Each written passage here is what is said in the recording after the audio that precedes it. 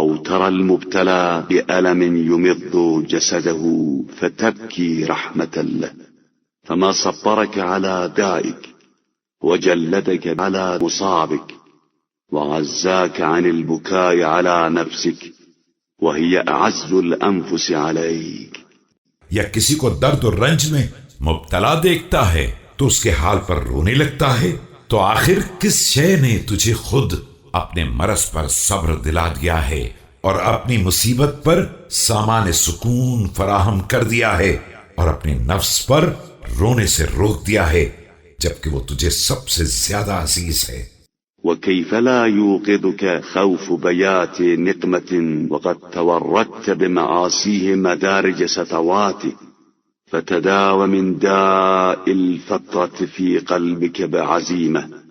ومن كرى الغفلة في ناظرك بيقظة.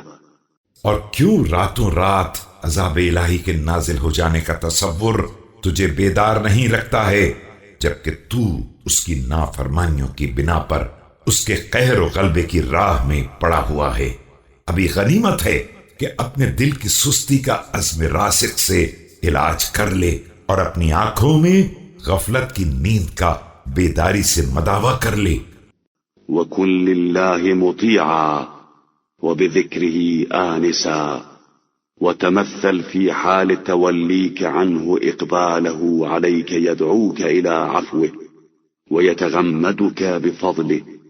وَأَنْتَ مُتَوِّلٍ عَنْهُ إِلَى غَيْرِهِ. اللہ کا اطاعت گزار بن جا، اس کی یاد سے انس حاصل کر اور اس امر کا تصور کر کہ کس طرح تیرے دوسروں کی طرف منہ موڑ لینے کے باوجود وہ تیری طرف متوجہ رہتا ہے، تجھے معافی کی دعوت دیتا ہے، اپنے فضل و کرم میں ڈھانپ لیتا ہے حالانکہ تو